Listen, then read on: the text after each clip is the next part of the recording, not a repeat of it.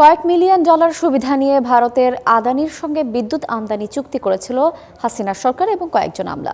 দেশের স্বার্থ পরিপন্থী এই চুক্তির কারণে বেশি দামে কিনতে হচ্ছে বিদ্যুৎ। জাতীয় পর্যালোচনা কমিটির প্রতিবেদনে এসব তথ্য দিয়ে আদানির বিরুদ্ধে আন্তর্জাতিক আদালতে মামলা করার সুপারিশ করেছে। 2017 সালে ভারতের আদানির সঙ্গে বিদ্যুৎ আমদানির চুক্তি করে হাসিনা সরকার। 5 আগস্ট সরকার পতনের পর আদানি সহ বিগত সময়ে বিদ্যুৎ জ্বালানি খাতে করা সকল চুক্তি পর্যালোচনার দাবি ওঠে। সেই প্রেক্ষিতে গঠিত পর্যালোচনা কমিটি তাদের দেয়া প্রতিবেদনে বলছে, মিলিয়ন ডলার সুবিধার বিনিময়ে বিগত সরকার আদানির সঙ্গে চুক্তি করেছিল।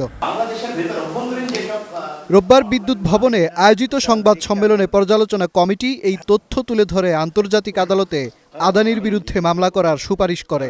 চুক্তির সঙ্গে জড়িত ছিল, সই করেছে এবং আপনার যদি অ্যামাউন্ট জানতে চান, আমার মনে হয় আমার এক্স্যাক্টলি খেয়াল নাই, কয়েক মিলিয়ন ডলারের মতন লেনদেন হয়েছে। আপনি যদি আন্তর্জাতিক কোনো কোর্টে যান, চুক্তির ধরনটাই কিন্তু একটা দুর্নীতির প্রথম প্রমাণ। যে তথ্য আমাদের কাছে আছে, এটা আমার ব্যক্তিগত মত, যথেষ্ট শক্ত।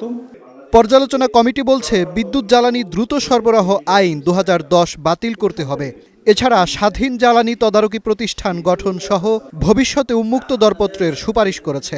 প্রতিযোগিতামূলক প্রকিউরমেন্টই হবে ডিফল্ট অপশন। আন্তর্জাতিক মানদণ্ডে দুর্নীতির প্রমাণ মিলেছে বা মিলতে পারে আগামীতে, সেই চুক্তিগুলো বাতিল করার চিন্তা করতে হবে। কমিটির পর্যালোচনা বলছে, বিদ্যুৎ জ্বালানি বিশেষ সরবরাহ আইন 2010-এর অধীনে করা সমস্ত চুক্তি মূলত দায়িত্বপ্রাপ্ত মন্ত্রী, তার ঘনিষ্ঠ ব্যবসায়ী ও সরকারি আমলারাই লাভবান হয়েছে। যেসব চুক্তির বিস্তারিত জাতির সামনে প্রকাশ করতে হবে। এসএস পাওয়ার এটা ওই বাই ওয়ান গেট ওয়ান ফ্রির মতো একটা ডিল হয়েছে, যে একটা দিয়ে দুটা।